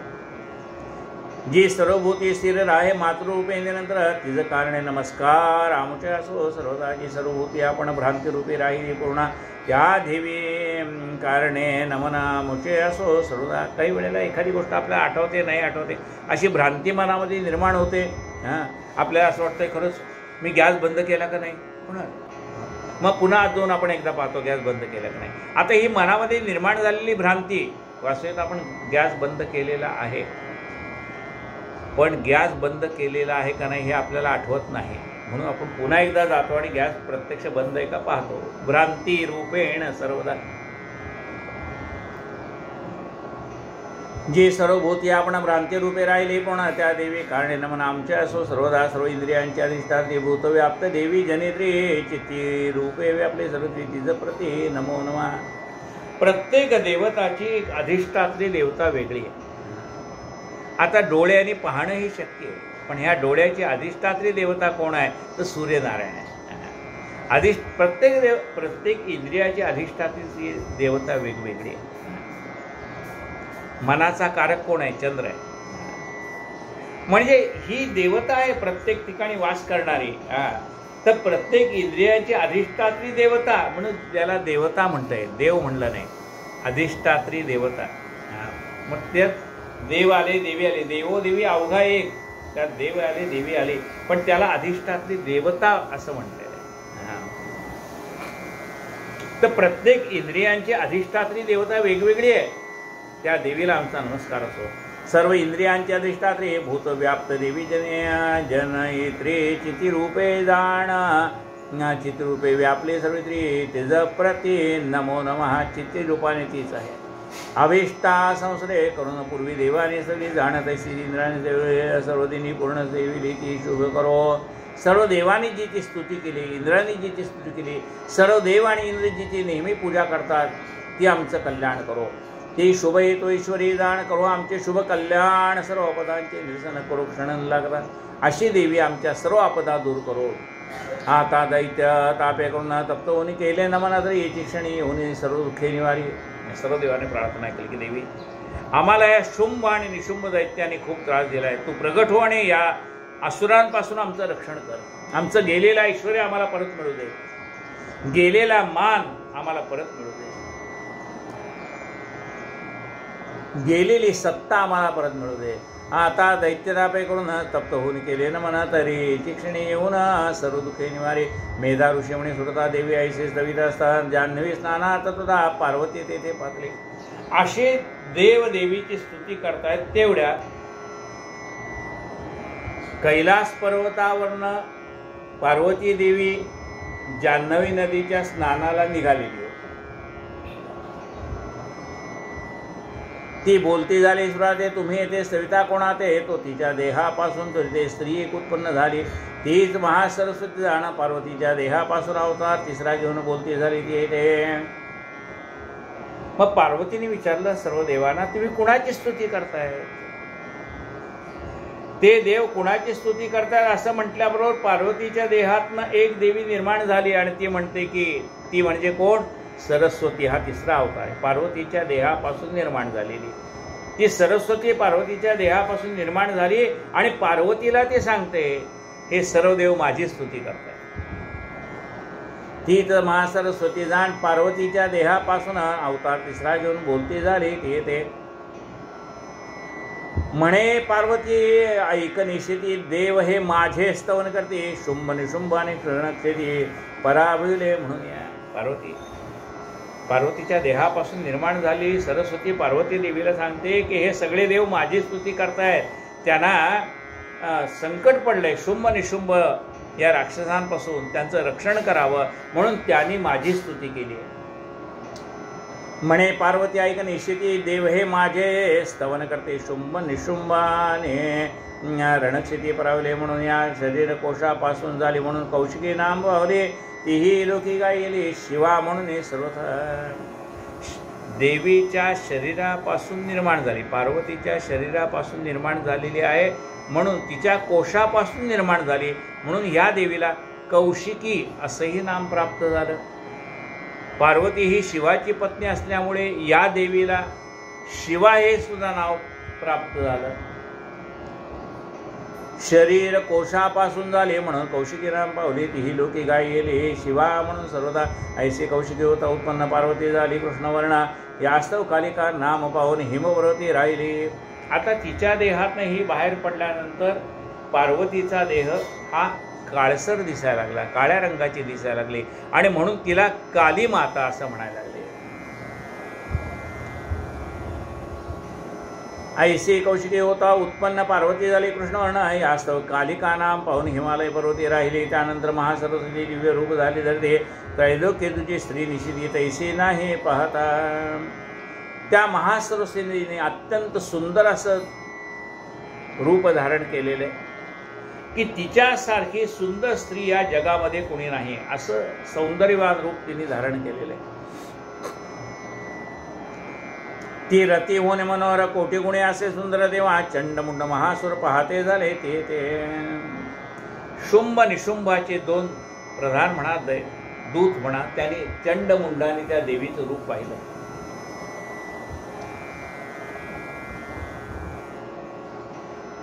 तेव्हा चंड मुंड महासुर पाहते झाले ते शुंभ निशुंभाचे श्रेष्ठ जे वृत्य असते महावरिष्ठ देवी ते पाहून स्पष्ट सांगते झाले शुंभाचे. राजा अत्यंत सुंदर स्त्री रत्नासे मनोरम.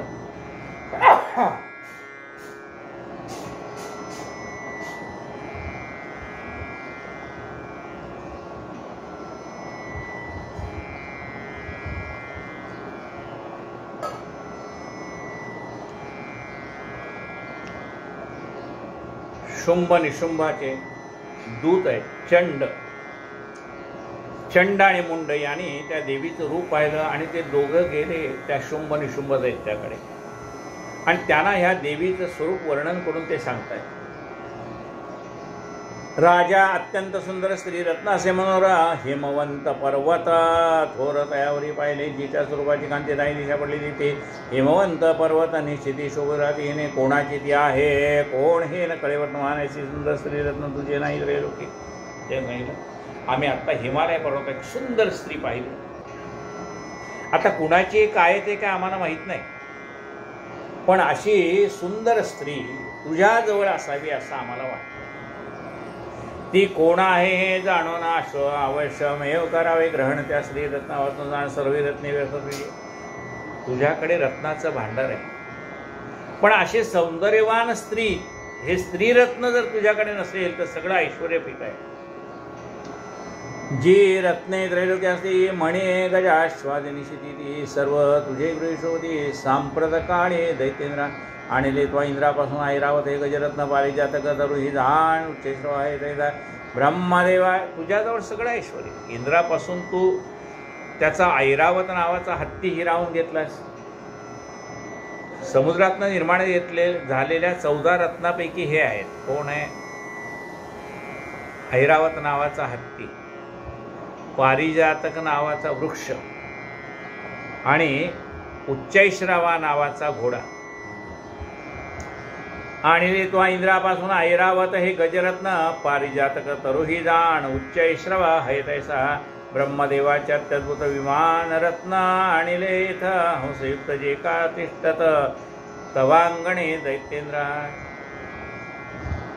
हे राजा, ब्रह्मदेवाचा असणारा हंस नावाचं विमान सुद्धा तू आणलेलं आहेस.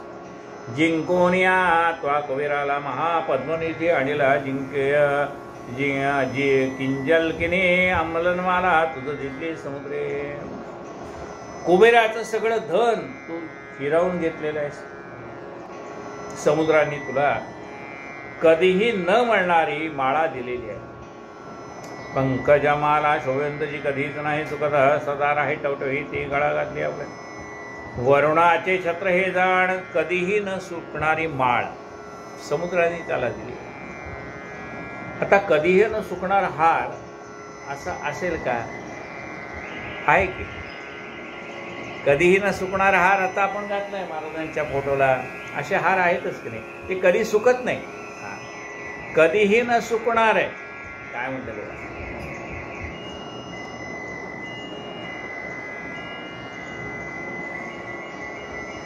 पंकजमाला शोभिवंतजी कधीच नाही चुकत सदा राही टवटवीत ती गळा घातली आपल्या. वरुणाचे छत्र हे जाण तुझे गृही असे आपण सर्वदा ज्यापासून सुवर्ण वृष्टी होत असे की. वरुणाचे छत्र आहे, ज्या छत्रातनं रोज हजारो ग्रॅम सोनं बाहेर पडतं, असं छत्र तुझ्याकडे.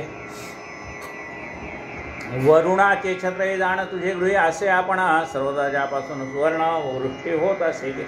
दक्ष प्रजापतीचा उत्कृष्ट रथामध्ये जो श्रेष्ठ रथश्रेष्ठ तुझं प्राप्त झाला, जो वरिष्ठ सर्वांनी. दक्ष प्रजापतीचा उत्तम असा रथ तुला प्राप्त झालेला आहे. मृत्यूची उत्क्रांती देणारा ऐशी आणली तो शक्ती दुसरं वरुणाचा पास रथ बंधूने आणला. मृत्यूची उत्क्रांती नावाची शक्ती तू हरण केलेली आहेस. तुझ्या बंधूंनी वरुणाचा पाश आणलेला आहे. नाना रत्नजाती अपार समुद्र निघाले त्याचे निकर निशुंबे आणून सूत्र आपल्या गृही साठवल्या. समुद्राला रत्नाकर असं म्हणतात. अनेक प्रकारची रत्न समुद्रामध्ये आहेत. अशी असंख्य रत्न तुझ्या भांडारगृहामध्ये आहेत. शुद्ध आणि नित्यनूतन अग्नी ऐसे तेजायमान वस्त्र तो हे तुला गुण अग्नी देता झाला. शुद्ध आणि नित्य नूतन दिसणारं असं सुंदर वस्त्र अग्नीने तुला दिलेलं आहे. या प्रकारे तो दैत्यवरा सर्व रत्ने आणली घरा. श्री रत्नामध्ये सुंदरा घरा का होणानिसी. सर्व प्रकारची रत्न मिळाली. आता ह्या सर्व स्त्रियांच्या रत्नामध्ये सुंदर रत्न म्हणजे ही कोण आहे माहीत नाही, पण हिमालय पर्वतामध्ये आम्ही त्या स्त्रीला पाहिलेलं आहे. ती तुझ्याकडे असावी असं आम्हाला वाटतं. मेधा म्हणे सुरधाप्रती त्या चंडमुंडाची वचनोक्ते शुंभे ऐकून निशिते काय करता झाला. सुग्रीव नामे महासुर सर्वदूतामध्ये चतुर्थ्या ते पटे चतुर्भान दोन आणा दे. शुंभा म्हणे सुग्रीवा लागून तो हिमपुरती जाऊन आहे से बोलती वचन देणे वश होया माते. या माझ्या वचने करून तो अतिच बोधिले असता जाणं स्वयंमेवरीची धनुर्मत जवळ येते. या प्रकारे वचन उतरी तो कार्य करावेस तुरे ऐसे बोलून तो झडकरी पाठविला रायाने. तो शोभिवंत हिमालयावर तो शोभिवंत हिमवृत सुग्रीव तेथे गेला तरी जाते. जेथे देवी होती निश्चित तेथे सविस्पाचा नम्र मंजुळवाणी बोलता झाला. देवी लागून म्हणे ऐकतो कल्याणी दूत मी असे दूत मी येथे आलो असे. त्रैलोक्याचा चराचर सर्व दैत्यांचा ईश्वर सोमन आम्हाला जे श्रोतयाचा दूत असे मी तेने पाठवले पाही. असतो पातलो या तुझ्या या ठाई तुझ्या समिपलो नाही. त्याचे वाक्य सांगतो जे तो जे बोलला असे वचन ते मी सांगतो तुझा गुण. देव येऊनीचे ठाई जाण माझे अज्ञा सर्वत्र हे ब्रह्मादिकचे सर्वत्र ते माझ्या किंकर समजतो माझ्या अज्ञात. मम वचने वर्तते, मी आज सकळ देव जिंकले, त्रैलोक्य आपलेसे केले, देव माझे स्वाधीन झाले, यज्ञभाग मी सेवी, या त्रैलोक्याचे ठाई जाणते, जे असे श्रीरत्न ते माझे गृही येऊन शोभते झाले, सर्व ही पहा गजरत्न ऐरावत, सर्व जगात श्रेष्ठ निश्चित देव मिळून या समर्थ उच्चाई सर्व आरपिला तैशीच देवगंधर्वांचे ठाई, सर्व देव सर्व दानव देव गृही जीवस्फुरत्ने सर्व हे ही माझीच असती निर्धारे, सर्व रत्नावले वरिष्ठ तू श्रीरत्नाशी श्रेष्ठ ऐसे आम्ही मानतो स्पष्ट करे, आता ही करे रत्न भोगते आम्ही बरवे, आस्तवतो आम्हा शिवरावे, आम्ही तुझं लागे सेवावे, हे चेक योग्य जने माते अथवा बंधू निशुंभाते तुझे योग्य सेवनाते, तुम्हा आम्हा वाचून त्रैलोक्याचं तू योग्य कोणी असे ना, आम्ही पराक्रमी जो जण तू चंचला पांगी योग्य रत्न माझ्या परिग्रहे करून सर्व ऐश्वर्याभाव से ऐसे जाणण्या विचार करे, माझ लागे उन्वली तू पट्टमैशी निर्धारी प्राणेश्वरी उशील, मी धावणे दुर्गा जाणदूता चैतन्य वाचन दुर्गा भगवती असून गंभीर शब्द होते, जेच्या इच्छा मात्रे गण ब्रह्मादिक देह झाले उत्पन्ना उत्पत्ती संहार पालन धारण करी, जगाचे जी जगन्माता होती बोलते झाली, तुझा प्रतितू सत्य बोलती निषेधी किंचित विचार नसेली, त्रैलोक्याचा राजेश्वर तो शुंभ प्रजा शुंभ दैत्यपती असे, थोर तैसाच्या बंधुसाच्या दोघे समजता असे, परंतु जरी हे माझे पूर्वी समजते वेळे तरी व्यर्थप्रती नेसे करून गुंतले नसते, की पूर्वी अल्पवृत्ती करून प्रतिज्ञा मी केली, जाण तू काय सांगते तुझं लागण उपाय ते सूचना, जो मध्ययुती जिंकेल तोची करीन तोची करीन निश्चयवर ऐसे, या प्रतिज्ञेशी साचार मिथ्या कसे करावे, तस्मात येथे येऊन शुंभ शुंभ दोघे जण शीघ्र युद्धी मज जिंको न पाणी ग्रहण करो, का तू बोले चटिके व्यर्थ करू असे मज पुढे एकही वाक्याचे बोलू नको, देवी तो या त्रैलोक्या माझारी शुंभ निशुंभाचे समरी युद्ध करी, ऐसा केसरी समर्थ कोणी असे ना, शुंभ निशुंभाचे सेवक त्यांचे पुढे राहू सम्मुख ऐशी शक्ती नाही देखील, इंद्रादिकांशी सर्वता हे काय तुझं सांगावे, पुन्हा तू तव स्त्री एकटी जाणार, इंद्रादी सर्व देवगणा दैत्य संग्राम दुसरं शुंभ निशुंभाच्या सम्मुख तू कैसी कैसी राशील देखा, आताची मदवाक्याचे सुख मानून चाल शुभांगी, आताची माने करून जावे हे आम्हाला दिसते बरोबर, केशाकर्षण करून घ्यावे मग यावे कशाला, केशाकर्षण हे करून गेले हा गौरव नसे जाण, थोर वर्णावने अपहान ऐसे सर्वज्ञाते बोलते, देवी म्हणे तू त्याला गुण खराच वळी शुंभ जाणता, शाने शुंभ ही बलवान परी काय करू प्रतिनिधी, पूर्वी विचार न करता प्रतिज्ञा केली, मी आता स्वतः जे होणार ते हो, आता दूता जाऊन सांगे तू माझ्या प्रतिनिधीचे निर्वण, हे सर्व युद्ध करणार हे सांगितले ते त्याला गुन्हा, तो जे युक्त से करो हे श्रोते हो आवे सावधान, आता पुढील अध्यायी जाण धूम्रलोचनाचे हनन, तुम्हाला कथन करू गाता ऐकता अध्याय नाशवते, सर्व बाहेर मानसी इच्छिले हे प्राप्त होय, सुधन सुता दारादी सर्व ही विद्यार्थी अशी विद्या प्राप्ती, रोगी असे आरोग्य स्थिती, मोक्ष निश्चिती प्राप्त याचे नव्हते, हे महासरस्वतीचे आख्यान करता झालं तुझं कथन, तृतीय अवतार उत्पत्ती जाण तुझं निर्मिला, देवीने जसे बोलविले तैसे येथे वर्णन केले, असे जनी पाहिजे परिसले, कृपा करून सर्वदा श्री भगवतीचे हे नमस्कार माझे असून निरंतर हीच हा ग्रंथ करणार निमित्त राम निर्धारे, चंडमुंडाने असं त्या सरस्वती देवीचं वर्णन केल्यानंतर त्या शुंभ निशुंभांना सुद्धा असं वाटलं की हे स्त्रीरत्न आपल्या घरी असावं, म्हणून त्या शुंभ निशुंभाने आपला दूत जो सुग्रीव त्याला सांगितलं, तू जाऊन देवीला माझा निरोप सांग की सर्व देव माझ्या स्वाधीन आहे, सर्व विश्वाची सत्ता माझ्या हातात आहे, तेव्हा तू माझ्या घरी यावं आणि माझी अर्धांगिनी व्हावं अशी माझी इच्छा आहे, ती तू पूर्ण कर. त्याप्रमाणे सुग्रीव नावाचा दूत येतो हिमालय पर्वतावरती आणि त्या सरस्वती देवीला सांगतो की असं असं माझ्या राजाचा निरोप घेऊन मी आलेलो आहे, या पृथ्वीवरचं सर्व ऐश्वर्य माझ्या राजाकडे आहे, तेव्हा तू माझ्या राजाशी लग्न करावंस अशी माझी इच्छा आहे. आणि हा राजाचा निरोप काय निरोप आहे की तू शुंभ निशुंभाशी युद्ध करावा, हा त्याचा निरोप. मी दूत आहे म्हणून तुला त्याचा निरोप त्याच्या शब्दात तुला सांगतोय की तू आमच्याशी लग्न कर, असं त्याचा निरोप आहे, तो मी तुला सांगेन. आणि मी सांगतो तर बऱ्या बोलाने तू आमच्यावर चल, नाहीतर तुझ्या केसाला हात घालून फरफटत तुला मी घेऊन जाईल, अशी वेळ येऊ देऊ नकोस. तेव्हा देवी म्हणते की काय करू रे सुग्रीवा, अरे मी अजाणतेपणे एक पण करून ठेवलाय, मी लग्न कोणाशी करीन, की जो कोणी युद्धात मला जिंकेल त्याच्याशी मी लग्न करीन, असा मी पण तर करून ठेवलाय. आता माझा हा पण मला पुरा करणं भाग आहे. तेव्हा तू तुझ्या राजाला जाऊन सांग माझा असा असा पण आहे. हां, समज तू अविचाराने केलेला आहे, म्हण काही म्हण, पण केलं आहे, आता ते काय करणार. सुग्रीव म्हणतो की माझ्या राजाच्या समोर युद्धात टिकू शकेल असं या पृथ्वीच्या पाठीवर कोणी नाही. त्यातनं तू तर स्त्री आहेस, तू कशी युद्ध करू शकशील. तेव्हा ती देवी त्याला सांगते की आता काय करू सांग, पण तर करून बसले, आता हा माझा निरोप त्याला जाऊन सांग. आता देवीने खरं त्या राक्षसाला, त्या दूताला मारू शकली असती ती, त्याच्या उद्धटपणा पाहून. काय उद्धटपणा आहे, तुझ्या केसाला धरून ओढत नाही, हा उद्धटपणा आहे की नाही. हा पाहून सुद्धा देवी काही त्याच्यावर रागवत नाही. का रागवत नाही, कारण हा देवीचा, हा त्या शंकराचा, त्या शुंभ निशुंभाचा दूत म्हणून आलेला आहे, आणि दूताला मारायचं नसतं.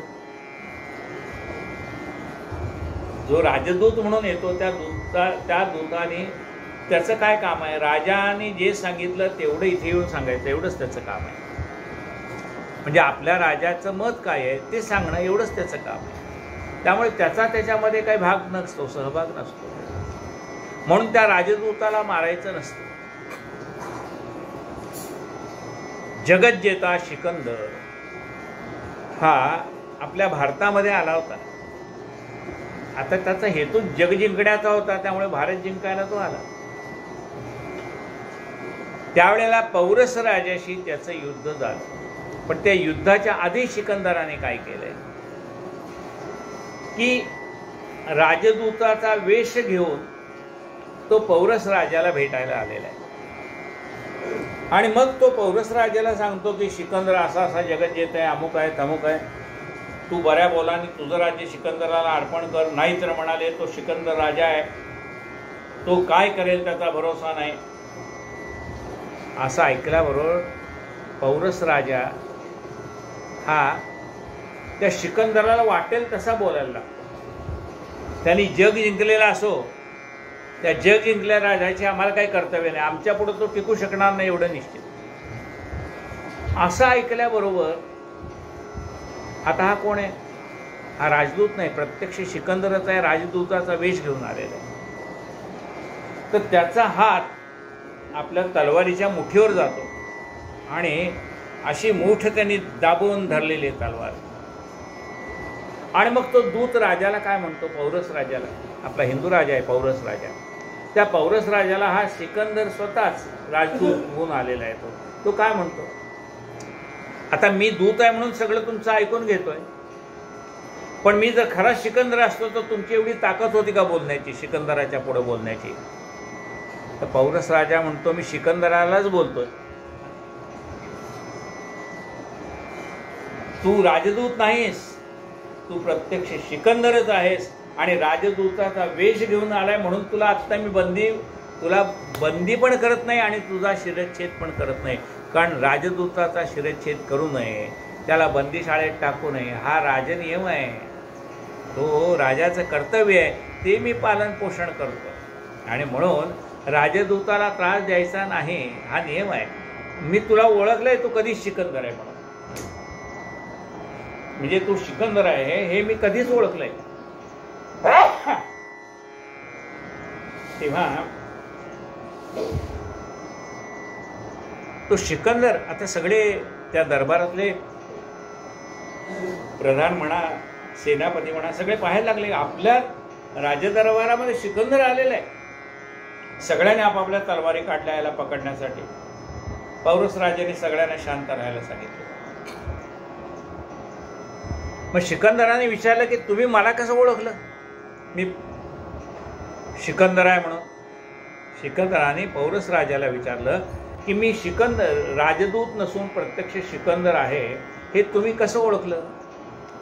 ते म्हणाले ज्या वेळेला मी सिकंदराला नावं ठेवत होतो त्यावेळेला तुझ्या हाताच्या मुठी अशा तलवारीवर वळल्या जात होत्या, त्याच वेळेला ओळखले की हा राजदूत नाही, हा प्रत्यक्ष सिकंदर आहे. का, राजदूताला फक्त ऐकून घेण्याचं काम आहे. त्यांनी राजदूत जसा आपला राजाचा निरोप त्या राजाला येऊन सांगतो, तसं ह्या राजाचं जे काही मत आहे ते त्याने फक्त त्याला जाऊन सांगायचं आहे, त्याच्यावर त्याला रिॲक्शन द्यायचं काही कारणच नाही. पण तू त्याच्यावर रिॲक्शन दिलीस, हां, म्हणून मी तुला ओळखलं. म्हणजे इतकं चातुर्य असतं. तसं त्या देवीला माहिती की हा जरी हा म्हणत असेल की मी तुझ्या केसाला ओढून नेईन, तरी देवीने शांतता बाळगली. का? की हा दूत आहे, ह्या दूताला आपल्याला त्रास द्यायचा नाही. रावणाच्या दरबारात दूत म्हणून कोण गेला होता? अंगद गेला होता. तेव्हा त्या अंगदाला मारायचा ज्या वेळेला प्रयत्न केला त्यावेळेला त्याला सांगितलंय की अरे, माल्यवंत नावाचा प्रधान असतो, तो त्याला सांगतो राजाला की अरे, राजदूताला मारायचं नाही.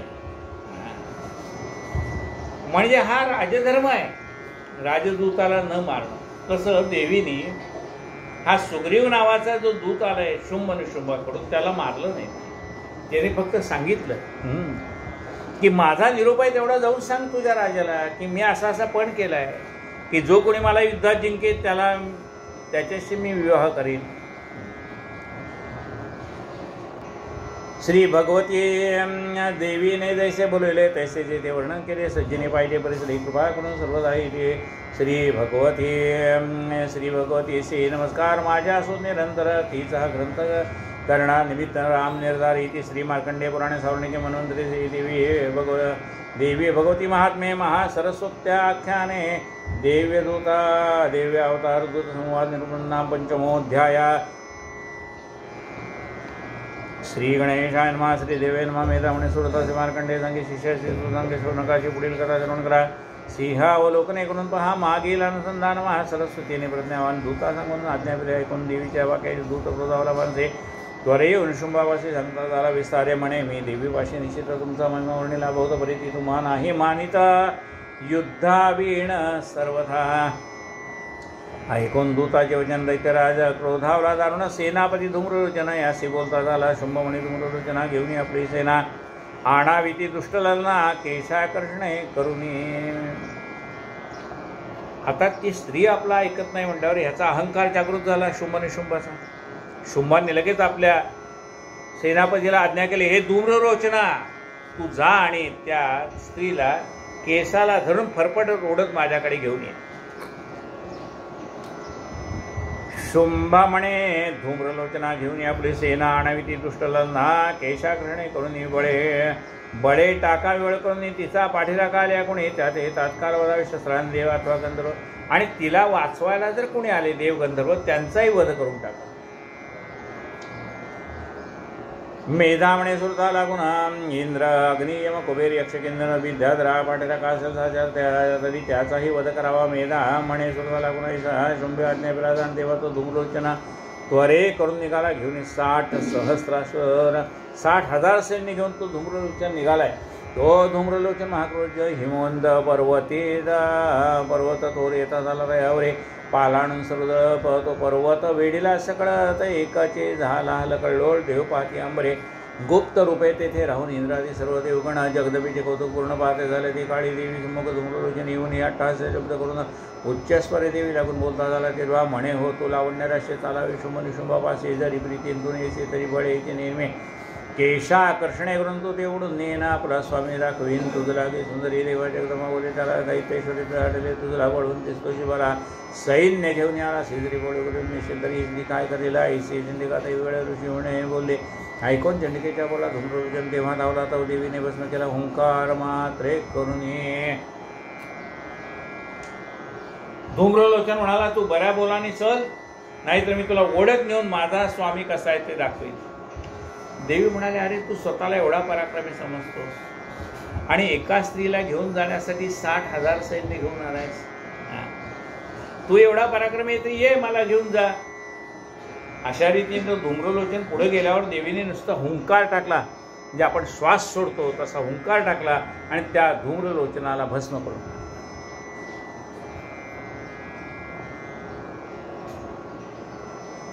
ऐकून चंडिकेच्या बोला धूम्रलोचन तेव्हा धावला तो देवीने भस्म केला ओंकार. मात्र इकडून देवीच्या ओंकार करून भस्म झाला धूम्रलोचना. असुर सैन्य कोपायमान होते झाले. ते काळी 60 सहस्रासुर भयंकर महाक्रोध धावते झाले देवीवर. 8 तास करून ह्या मारा मारा कोणी म्हणते मेघा ऐशी करते कधी कोणी वृक्षभाषण टाकते देवी या करू दे हाती करू दे. शस्त्रे टाके ते झाले होता ते वीर असुर धावत यावरी. चंडिका काय करेल क्रोध पाहून ते काळी धनुष जोडून निवारीला शस्त्र निघाल. वृक्षभाषण थोर थोर चेतून या पाडेले शक्ती परुष पट्टे पट्टीशाही खंड विखंड करून सर्व हे अस्त्रने पाडले. हे वाई गुणरी देवी वाहना तरवडी सिंह पिंजारी रोमावळी गर्जना करून निराळी आवरली. हाती मारले तसे तेणे कर प्रहार देख असून मारले कित्येक पुरुष प्रहारे अनेक मारून टक्कर झाला. मुखे आणि वेगे करून तशी जादरी घेतले. प्राण नखे करून उत्पाटीन करता झाला.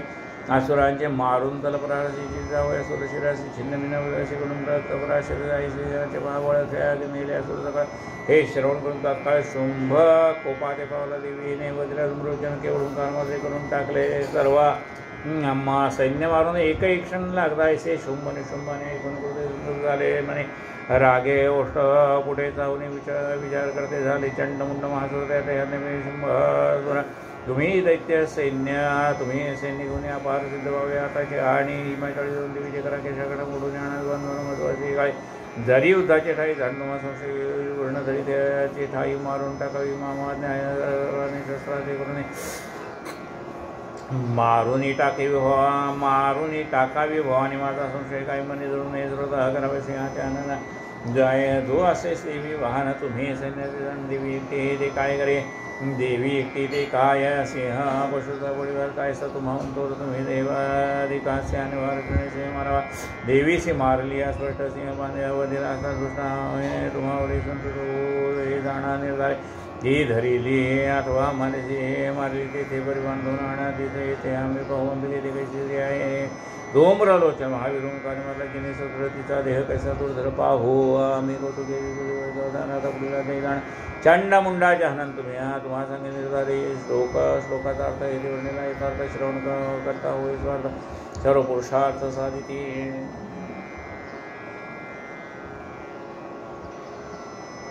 धूम्रलोचनाना देवीने हुंकाराने भस्म केलं हे शुंभ निशुंभाने ऐकलं.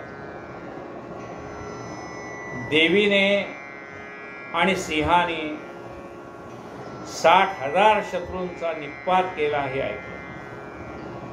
आणि त्यांनी चंडमुंड नावाच्या दैत्यांना सांगितलं की तुम्ही आता जा आणि देवीला केसाला धरून ओढत आणा. जर तिने काही ऐकलं नाही प्रतिकार केला किंवा त्याच्या मदतीला कोणी आले त्यांचाही संहार करा. देवी जर ऐकत नाही असं पाहिलं तर तिचाही संहार करा. त्या सिंहाचाही संहार करा. असं म्हणून या दोन्ही या सगळ्या दोन मुख्य प्रधान त्याचे चंड आणि मुंड आणि त्याच्यावर सगळं सैन्य पाठवलं. श्लोकाचा अर्थ येथे वर्णिला यथार्थ. प्रत्येक श्लोकातला प्रत्येक शब्दातला अर्थ विशद करून सांगितला आहे. श्लोकाचा अर्थ येथे वर्णिला यथार्थ. श्रवण करता होय स्वार्थ सर्व पुरुषार्थादी कैसेचे भावे पठण करता सर्व सिद्धी होय तत्वदांती भावे संचिता येथे संशय. हे सरस्वतीचे व्याख्यान सुरता सांगे मेधावरण तीच कथा देवी आपण सुरामुखे निर्वे. इति श्री मार्कंडेय पुराणे स्वर्णिकेनंतर देवी भगवते महात्म्य महासरस्वत्याख्याने धूम्रलोचन वदनाम षष्ठोध्याय. श्री जगदंबार्पणमस्तु.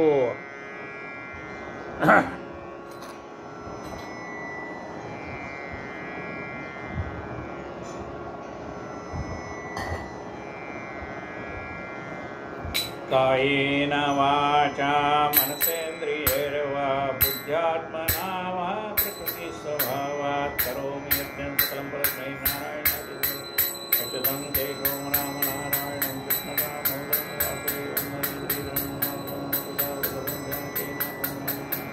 हरे राम राम राम हरे जगदम्बा माता की जय.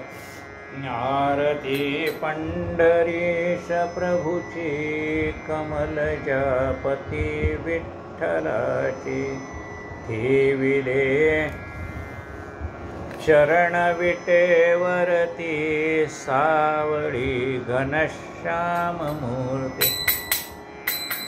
गळ्यामध्ये पुष्प उपहार ऋणती फुले त्यावरी वैजयंती. लाजला पंचबाण जासी, लाजला पंचबाण जासी, असे ते वदन कमल समनयन हरपले भान पाहताची. उभी ही माय अनाथाची, आरती पंढरीश प्रभुची, कमलच्या पती विठ्ठलाची. कटीला पीतांबर कशिला, कस्तुरी तिलक भव्य भार, मितीना बिरगुलाला, दर्शना संत संग आला. जल्लरी टाळ वाजताना, जल्लरी टाळ वाजताना, नाचती भक्त प्रेम अत्यंत. गुंतले चित्त हरिबाई, गुंतले चित्त हरिबाई, गणूला पाव विठाबाई.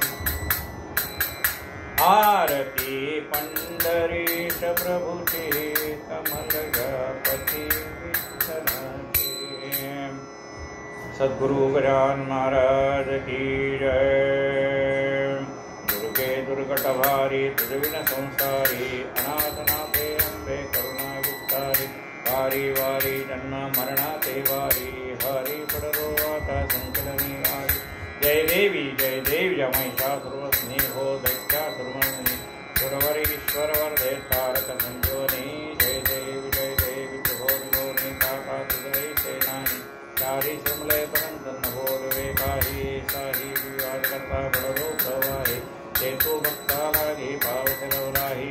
जय देवी जय महिषासुरमर्दिनी, हो दैत्यासुरमर्दिनी, सुरवरीश्वर वरदे तारक संजीवनी. जय देवी प्रभोर्गोनी, काका तुझई सेनानी. चारी श्रमलय परंत नभोर वेकाही, साही विवाद करता बडलो प्रवाही. जेतु भक्तालागी पावसलवलाही. जय देवी महिषासुरमर्दिनी, हो दैत्यासुरमर्दिनी, सुरवरीश्वर वरदे तारक संजीवनी. जय देवी प्रसन्न होती निराशा, देशापासून सोडी तोडी भोपाशा. आंबे फुलवासून कोणकोण विलासा, नरहर तल्लिंगाला पद्मंकजरेशा. जय देवी महिषासुरमर्दिनी, हो दैत्यासुरमर्दिनी, सुरवरीश्वर वरदे तारक संजीवनी. जय देवी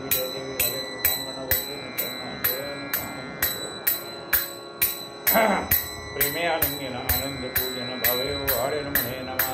त्वमेव माता पिता त्वमेव बलसखा त्वमेव विद्यार्थनं त्वमेव सर्वं देव काय नमाचाम्यहं देवाभ्यात्मना करोमि यस्य सकलं परस्मै नारायणाय समर्पयामि. अच्युतं केशवं राम नारायण कृष्णदामोदरं वासुदेवं हरे श्रीधरं माधवं गोपिकावल्लभं जानकीनायकं रामचन्द्रं. हरे राम राम हरे. हरे कृष्ण कृष्ण कृष्ण हरे हरे राम राम हरे हरे कृष्ण कृष्ण हरे हरे. जगदंबा माता की जय. पुंडलीक वरदा हरि विठ्ठल श्री ज्ञानदेव तुकाराम पंढरनाथ भगवान की जय. माऊली ज्ञानेश्वर महाराज की. जगद्गुरु संत तुकाराम महाराज की जय. जय रघुवीर समर्थ.